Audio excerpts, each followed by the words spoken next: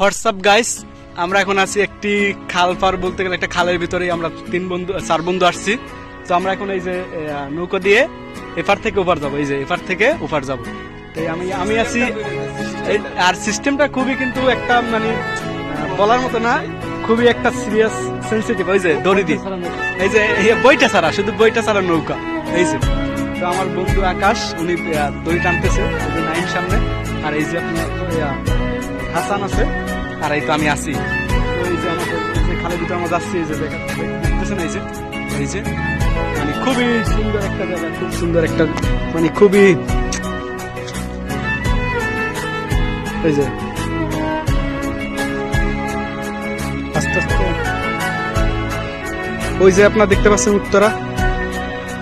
আর এই পাশে আমরা এখন মডেল টাউনের ভিতর আছি, এই যে হ্যাঁ গাইস।